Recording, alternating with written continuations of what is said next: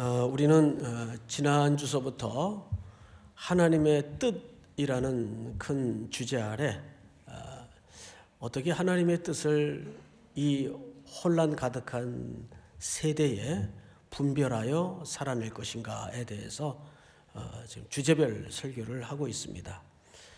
지난주는 갈등으로 증폭된 사회 속에 우리는 어떻게 지혜롭게 좌우가 아닌 하나님 편에 서서 이 시대를 헤쳐나갈까에 대해서 말씀을 좀 부담스럽게 들었죠. 지난주 제가 3부 설교했죠? 안 했군요. 예. 혹 지난주 설교를 듣지 못한 분들은 또 인터넷으로 또 너튜브로 또 청취하실 수 있습니다. 오늘은 누가복음 20장에 나타난 부활 논쟁에 대해서 말씀을 좀 나누겠는데요. 이 부활 논쟁으로 대화는 시작이 되는데 사실 오늘 큰 주제는 부활이 주제는 아닙니다. 자, 우선 첫 절을 좀 보도록 하죠. 부활이 없다고 주장하는 사두개인 중 어떤 이들이 와서, 이렇게 돼 있어요. 자, 누가 온 거죠? 사두개인이 왔어요. 여러분 조금 오늘 말씀을 듣기 위해서 이 당시 유대 사회를 구분하고 있는 큰 무리들을 좀 이해할 필요가 있습니다. 크게 세 부류가 있어요. 첫째는 바리새인과 서기관들. 이건 그냥 한 편이라고 보면 됩니다. 신학적으로도 한 편이고 삶의 방식도 한 편이었습니다. 바리새인과 서기관. 또 한켠에는 오늘 여기 등장하는 사두개파가 있었어요. 근데 이 둘의 극명한 신학적 차이가 뭐냐 하면 사두개 사람들은 부활이 없다. 부활이라는 게 어딨냐. 하나님을 믿긴 믿는데 부활은 없다. 그러니까 서기관과 바리새인들은 부활은 있다. 이렇게 구분해서 이해를 하시면 돼요. 자, 그런데 이 사두개파인 부활이 없다고 주장하는 사람들이 주제를 뭘 가지고 물었는가 하면 부활을 가지고 물었어요. 부활을. 자, 부활이 없다는 사람들이니까 아무래도 삶의 모든 집중과 초점이 현세적입니다. 왜? 다음 세상이 없으니까 이들에게는. 게다가 그러다 보니 이들은 당시 지배국이었던 친로마 성향을 띠고 있었어요. 그래서 사회의 모든 요직은 다 사두개파가 장악하고 있었습니다. 가장 대표적인 종교 권력기관 중에 하나인 대제사장 임면권이 로마 정부에 있었죠. 그건 원래 로마 정부에 넘어가서는 안 되는 건데 종교가 타락하다 보니까 이제 로마 정권에게로 이게 넘어갔어요. 그러니까 로마 정부도 자기 입맛에 맞는 파에서 대제사장을 하는 것이 훨씬 정부 운영에 수월하겠기에 대제사장을 임명할 때 사두개파 일원 중에서 대제사장을 임명하곤 했습니다.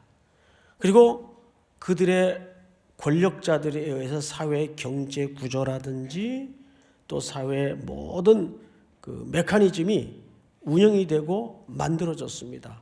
그런 배경 속에 오늘 본문을 좀 이해하시면 좋을 것 같아요.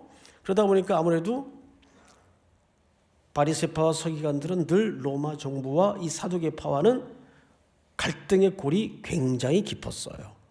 도저히 함께할 수 없는 그런 간격이 있었습니다.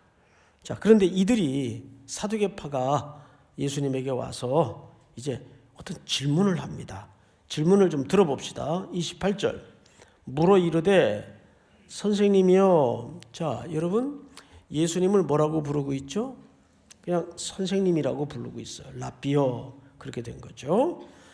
모세가 우리에게 써주기를. 자, 여러분 모세가 우리에게 써줬다는 말은 무슨 뜻인가 하면 왜 하나님 말씀에는 또는 일반적으로 표현하듯이 성경에 이렇게 표현을 안 하고 모세의 글이라는 표현을 했을까요? 모세가 우리에게 써준 글에는 이렇게 했단 말이에요. 여기에는 그들의 성경관을 좀 이해하셔야 돼요. 그들은 성경 전체를 믿지 않습니다.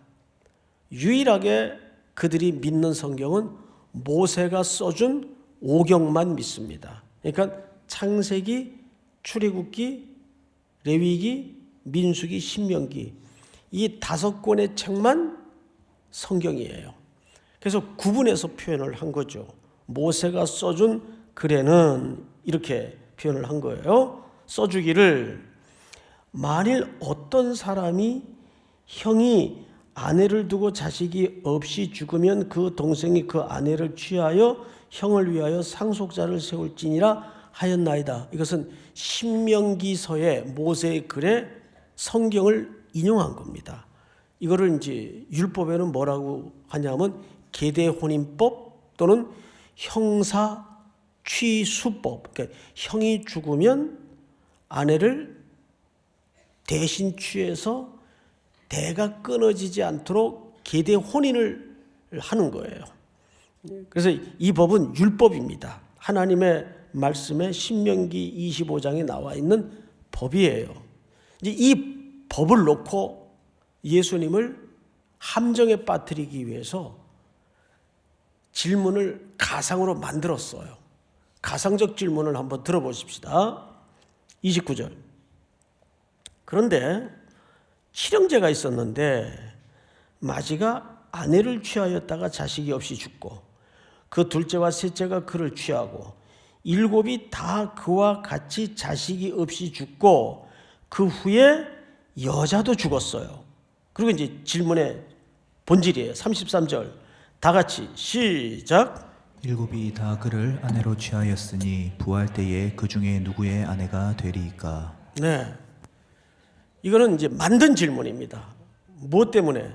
예수님을 공경에 빠뜨리기 위해서, 그리고 그들이 없다고 주장하는 부활의 허구를 사실상 완성하기 위해서. 부활이라는 게 어딨냐? 그래서 질문을 만든 거예요. 자, 선생님, 예를 들어서 7 형제가 있다 합시다. 그리고 형이 죽었어요. 그럼 둘째가 그 아내를 맞았을 거고 둘째도 죽었어요. 이렇게 막내까지 다 죽었는데 자식이 없이 그 아내마저 죽었어요. 그러면 이제 예수 당신 말대로 부활이 있다면 그들이 다 부활을 했을 텐데 그러면 그 여자가 누구의 아내가 되겠습니까? 라고 물은 거예요. 자, 여러분, 누구의 아내가 될까요? 여러분 생각에는 누구의 아내가 될 것 같아요? 제가 누구한테 직접 물어봤어요. 그랬더니 그래도 본 남편이 첫 번째 아들이니까 그 분의 아내가 될 것 같다, 이렇게 얘기하는 사람도 있더라고요. 여러분 생각에는 누구 아내가 될 것 같아요? 7사람 중에 생각 안 해보셨나요? 그러니까 이런 질문을 뭐라 그러냐면 하나님은 못하실 일이 없죠. 예, 없습니다. 그러면 하나님이 못 들 만큼의 무거운 물건도 만들 수 있나요? 이걸 이제 말장난이라고 하는 거예요. 이 사두개 사람들이 지금 그런 말장난을 하고 있는 거예요. 그럼 부활 후에는 누구의 아내가 되겠습니까? 그랬더니 예수님이 부활이 있고 없고로 답을 하는 게 아니라 다른 답인데 사실상 부활을 전제로 한 답을 내놔요. 예수님의 대답을 그러면 들어보십시다. 34절 예수께서 이르시되 이 세상 자녀들은 장가도 가고 시집도 가되 저 세상과 및 죽은 자 가운데 부활함을 얻기에 합당히 여김을 받은 자들은 장가가고 시집가는 일이 없으며.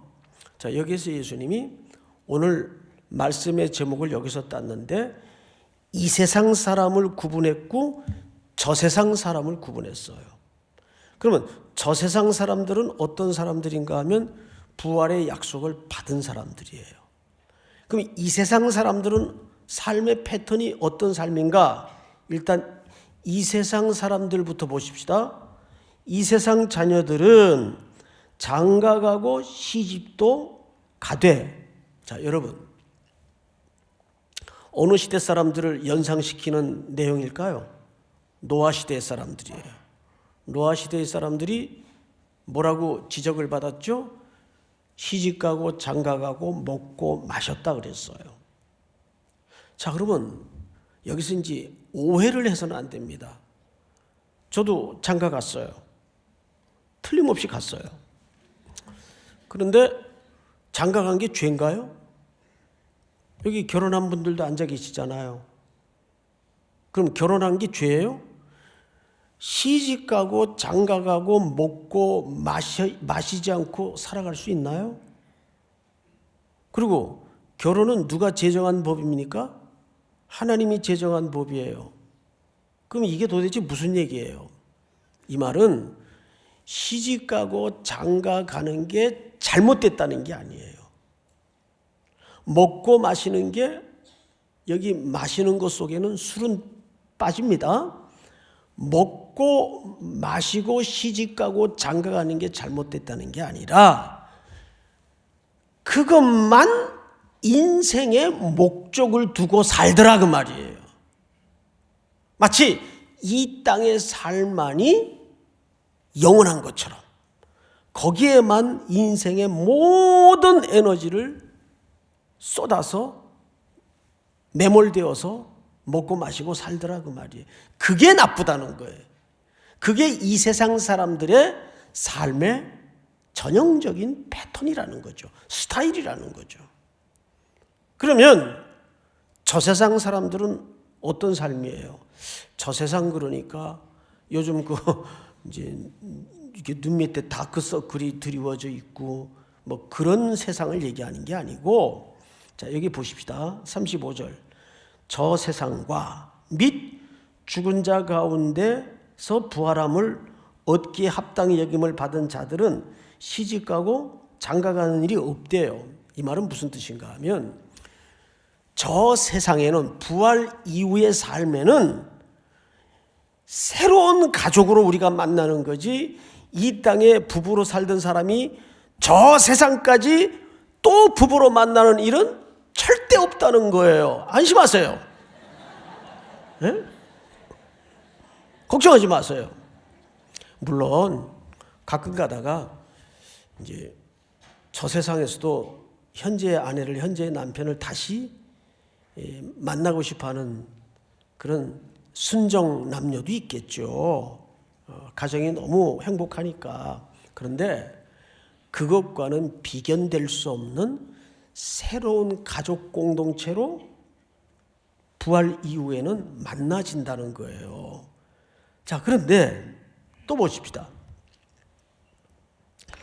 36절 한번 여러분들이 같이 읽읍시다. 시작. 그들은 다시 죽을 수도 없나니 이는 천사와 동등이요 부활의 자녀로서 하나님의 자녀임이라. 천사가 아니에요. 천사와 동등되다 그랬지 다 천사가 된다는 말이 아니에요. 자, 또 본문을 보십시다. 부활의 자녀로서 하나님의 자녀임이라. 자, 부활의 자녀는 이퀄 곧 누구의 자녀가 된다는 말이 되죠. 하나님의 자녀이라는 공식이 됩니다. 그러면 그 하나님의 자녀는 어떤 사람들인가? 37절. 죽은 자가 살아난다는 것은 모세도 가시나무 떨기에 관한 글에서, 자, 앞을 잠깐 보십시다. 모세도 가시나무 떨기에 관한 글 하면 어느 성경을 얘기한 것 같아요? 출애굽기입니다. 출애굽기 3장에 나오는 이야기죠. 이 인용을 지금 누가 하고 있어요? 예수님이 하고 있어요. 모세의 글이에요. 자, 사두개 사람들이 부활이 없다는 걸 증명하기 위해서 무슨 글로 질문을 했죠? 모세의 글로 질문을 했어요. 근데 이 질문에 대한 답변을 예수님이 지금 누구의 글로 답변을 해요? 모세의 글로 답변을 해요. 그리고 모세의 글의 내용을 좀 보십시다. 나무 떨기에 관한 글에서 주를 아브라함의 하나님이요 이삭의 하나님이요 야곱의 하나님이시라 칭하였나니 하나님은 죽은 자의 하나님이 아니요 어떤 자의 하나님이시라. 자, 그러면 이 말은 모세도 아브라함도 야곱도 이삭도 목이 다 메네요. 살아있다는 얘기입니까? 죽었다는 얘기입니까? 그렇죠. 하나님은 죽은 자의 하나님이에요? 살아있는 자의 하나님이에요? 그럼 살아있다는 것은 뭘 이미 전제한 대답이에요. 부활. 하나님은 죽은 자의 하나님이 아니라 살아있는 자의 하나님이라는 거예요. 그러니까 아브라함도 지금 살아있고 모세도 살아있고 우리도 어떻게 될 것 같아요? 우리는 누구의 자녀입니까? 부활의 자녀예요. 부활의 약속을 받았어요. 그렇게 믿으시죠? 부활의 약속을 받았어요. 이 동의가 오늘 설교에 굉장히 중요합니다. 그러자 모세의 글로 논박을 하자. 40절 다 같이 시작. 그들은 아무것도 감히 더 물을 수 없음이더라. 아무것도 감히 더 물을 수 없다는 말은 예수님의 말을 인정했다는 얘기입니까? 인정하지 못했다는 얘기입니까? 인정했다는 얘기예요. 그러면 여기에서 우리는 두 가지 사실을 먼저 깨달아야 돼요. 모세의 글을 예수님이 인용했을진된 그 글도 하나님의 말씀이에요. 또 신명기 25장의 계대 혼인법에 대한 그들이 꺼내들었던 율법도 하나님의 말씀이에요. 맞죠? 그래서 하나님의 말씀인 것을 증명했고 그 말씀에 대한 부활의 해석을 최종적으로 누가 하셨어요? 예수님이 하셨어요. 그러면 해석의 최종적인 권위도 누구에게 있는 거예요? 예수님에게 있는 거예요. 사두개나 바리새인들에게 있는 게 아니에요. 그래서 그들이 한마디도 대답 못했어요. 성경이 여기서 끝나면 이해도 하기 쉽고 간단히 끝나요. 그런데 여기에 39절을 보시면 그 무리 중에 섞여 이 대화를 듣던 서기관 하나가 39절 다 같이 시작.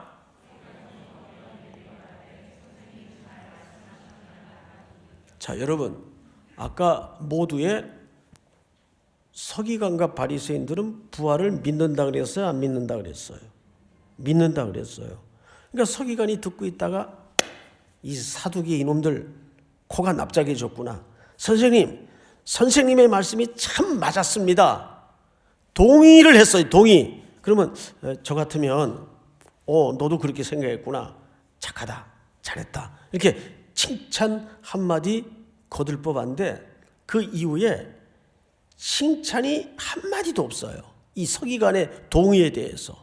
예수님 편 들었는데 게다가 칭찬은커녕 45절을 보니까 이렇게 돼 있어요. 모든 백성이 들을 때 예수께서 그 제자들에게 이르시되 긴 옷을 입고 다니는 것을 원하며 시장에서 문안받는 것과 회당의 높은 자리와 잔치의 윗자리를 좋아하는 누구를 상가라? 오히려 지금 야단을 맞고 있어요. 이 지금 부활이 있다고 동의하는 이런 서기관들을 조심해라. 그 말이에요. 그리고 더 심한 얘기를 합니다. 그들은 과부의 가산을 삼키며 외식으로 길게 기도하니 그들이 더 비교급을 썼어요. 더? 그럼 누구보다 더? 이 사두개인보다 더 부활이 없다고 이렇게 생각하고 살아온 사두개인보다 더 엄중한 심판을 받으리라 하시니라. 이게 이제 대반전이에요. 왜 이루셨을까요? 예수님께서. 간단해요. 제가 질문으로 여러분들의 생각을 정리시켜 드릴게요. 부활을 모르고 현세적 삶을 살았던 사람하고 부활이 있는 걸 뻔히 알고도 현세적 삶을 살았던 사람 중에 어느 놈이 더 나쁜 놈이에요? 답이 나와요, 안 나와요? 이런 사람들이 교회 안에 있을까요? 밖에 있을까요? 예? 대답이 왜 이래요? 이 교회 안에 있는 사람들이라고요. 저는 오늘 지난주에 이어서 조금 불편한 이야기를 하려고 합니다. 글을 하나 좀 읽겠습니다. 글을 읽기 전에 그림 한번 보십시다. 그림. 선교를 갔다 오다가 이렇게 이제 랜딩 직전에 상공에서 서울 상공을 내려다보면 저런 풍경이 눈에 쫙 들어와요. 가히 아파트 공화국이에요. 하여간 대한민국처럼 아파트 많은 나라는 저는 아직 못 본 것 같아요. 그 다음에 홍콩인 것 같아요. 그래서 이런 생각이 들죠. 서민들은. 야, 저 빼곡이 성냥갑처럼 들어서 있는 저 수많은 아파트들 중에 내 집 하나가 없구나. 그러면서 서민들은 자괴감으로 씁쓸한 마음을 가눌 수가 없어요. 여러분, 그러면서 나도 이거 부동산 투기해야 되는 거 아닌가? 이러고 있다가 점점점 아파트 값은 천정 높은 줄 모르고 뛰는데 영원히 내 집 갖는 건 꿈의 세계는 아닐까? 제가 글 하나를 좀 소개하겠습니다. 최근 서울 집값이 가파르게 상승했습니다. 정부의 보유세 인상 계획이 미온적이었고, 보유세라는 것은 집을 가진 자들에게 세금을 조금 더 책임 있게 부과하는 그런 세금 정도겠죠. 때마침 서울시장이 누군지는 잘 모르겠어요. 강북개발계획 발표가 나와서 수익률에 목말랐던 유동자산이 이 주택시장으로 전부 다 몰려가고 있습니다. 제가 그 다음 수치에 기절할 뻔했어요.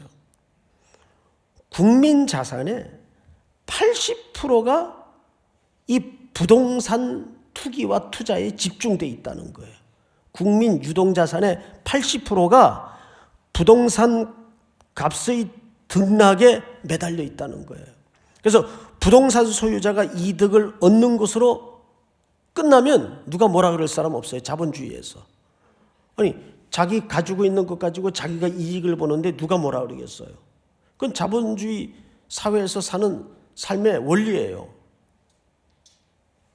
그런데 한 곳에서 환호를 하는 사이에 다른 곳에서는 비통과 자괴감과 통곡이 벌어지고 있다는 어두운 측면을 적어도 그리스도인들은 인지를 해야 돼요. 적어도. 자산 가치의 급격한 상승에 기뻐서 하늘을 날고 있는 사람들의 눈에 급격히 상승한 주거비 부담으로 무너지고 있는 젊은 가장들이 비통한 마음이 보일 리가 없죠. 그건 우린 모른다고 해서 책임이 사라지는 걸까요? 그렇지 않다는 데 문제가 있는 거예요. 공평과 정의의 하나님은 이 땅에 고통받는 가난한 자들의 눈물을 틀림없이 보고 계십니다. 전셋값 상승에 이 다음 말에 제가 너무 마음이 메어졌어요. 전셋값 상승에 전전긍긍하는 그 가장들의 무거운 마음과 올라간 보증금, 월세 부담에 고금리 대부업체 광고를 살펴보게 되는 이 가난한 청년들, 젊은 가장들의 참담한 마음을 잊어서는 안 된다는 거죠. 예언자 이사야는 이런 얘기를 했어요. 우리 이사야 5장 8절을 좀 띄워주세요. 한번 같이 읽어볼까요? 시작. 가옥에 가옥을 이으며 전투에 전투를 다하여 빈틈이 없도록 하고 이 땅 가운데에서 홀로 거주하려 하는 자들은 화 있을진저. 뭔 말인지 잘 모르겠죠. 번역이 좀 복잡하게 돼서 쉽게 풀어서 번역한 성경을 다시 읽어드릴게요. 집과 땅을 계속 사들여 다른 사람이 살 공간도 남기지 않고 혼자 살려고 하는 사람에게는 화가 있을 것이다. 다시, 집과 땅을 계속 사들여 다른 사람이 살 공간도 남기지 않고 혼자 살려고 하는 사람에게는 화가 있을 것이다. 풀어놓자면 이 뜻입니다. 그러니까 이런 인간의 탐욕이 어디에도 있었다는 얘기예요. 고대 사회에서부터도 있었다는 얘기예요. 탐욕이라는 것은 얼마나 무서운가 하면 아담과 하와가 첫 거주지였던 에덴 동산은 다 가진 공간이었어요. 다 가진 공간이었는데 그게 그들에게는 부족했습니다. 무엇이 부족하게 만들었죠? 환경이 부족하게 만든 게 아니라 탐욕이 부족하게 만들었습니다. 그리고 그 탐욕으로 인류는 그 첫 번째 무어했던 환경에서 쫓겨남으로 인류의 비극은 이렇게 시작이 된 거예요. 가슴 아픈 얘기죠. 공평과 정의의 하나님은 오늘 우리가 하나님을 사랑하고 있는지 여부를 우리가 이웃을 어떻게 이해하고 어떻게 대하느냐는 태도에 달려 있습니다. 결론은 정권이 바뀌고 또 새로운 부동산 정책이 나온다 할지라도 정부는 절대 이 부동산을 못 잡습니다. 이건 제가 예언합니다. 지금 지난 40년을 그래왔어요.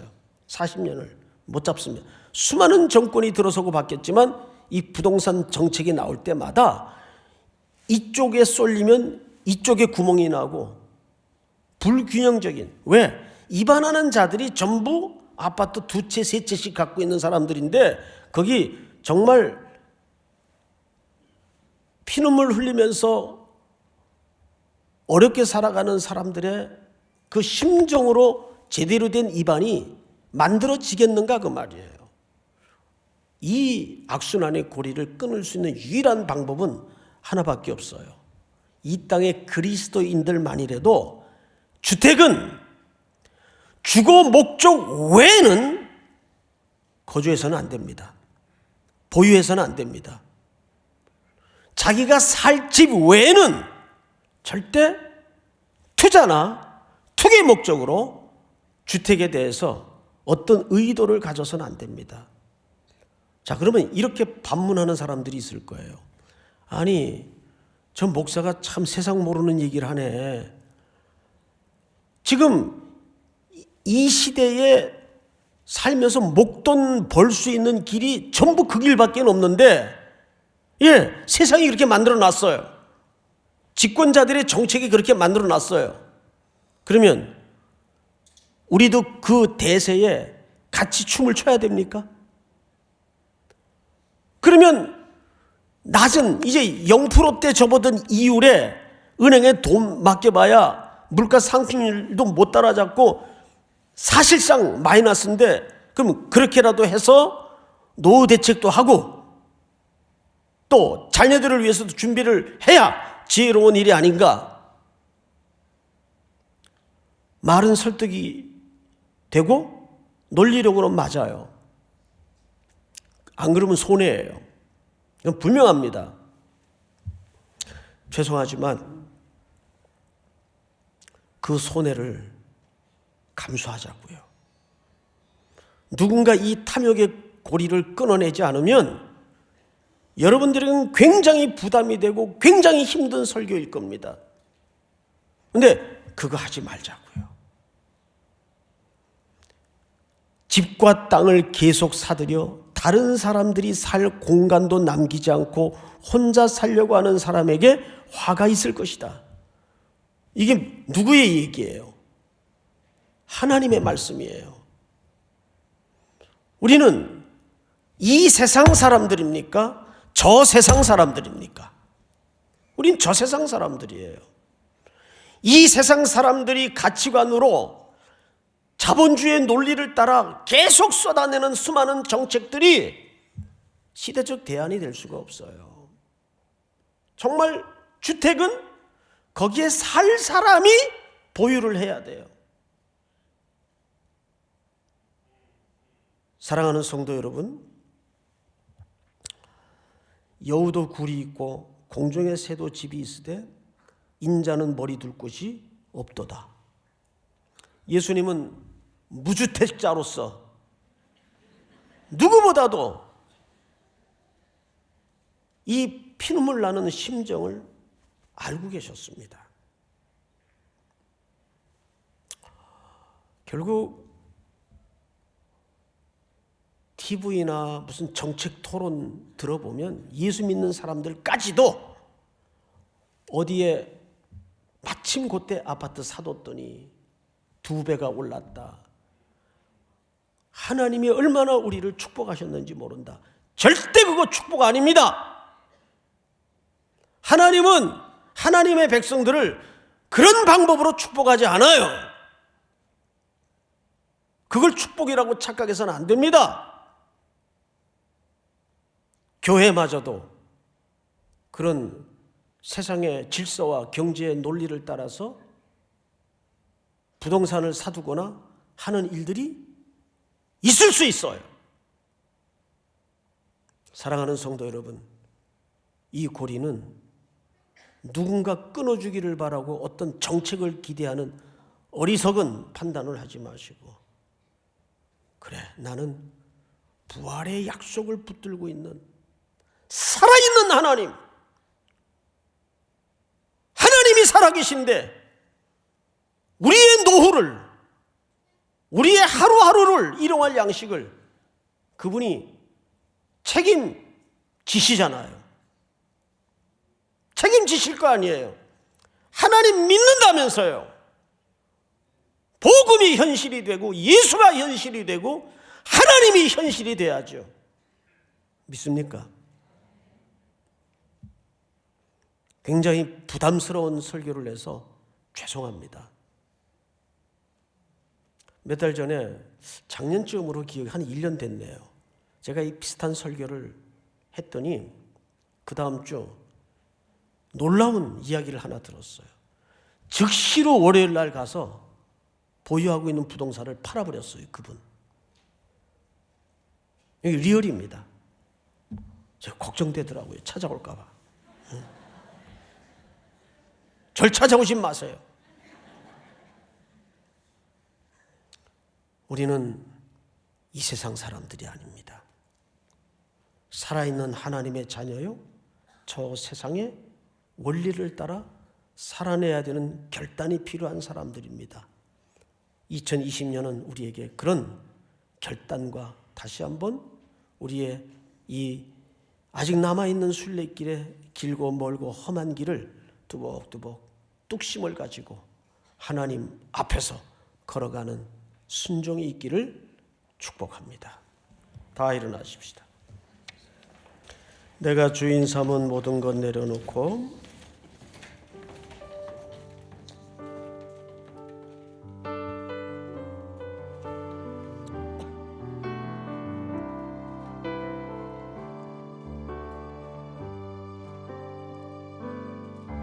내가 주인 삼은 모든 것 내려놓고 내 주 대신 주 앞에 나가 내가 사랑했던 모든 것 내려놓고 주님만 사랑해. 내가 주인 삼은 모든 것 내려놓고 내 주 대신 주 앞에 나가 내가 사랑했던 모든 것 내려놓고 주님만 사랑해. 주 사랑 거친 풍랑에도 깊은 바다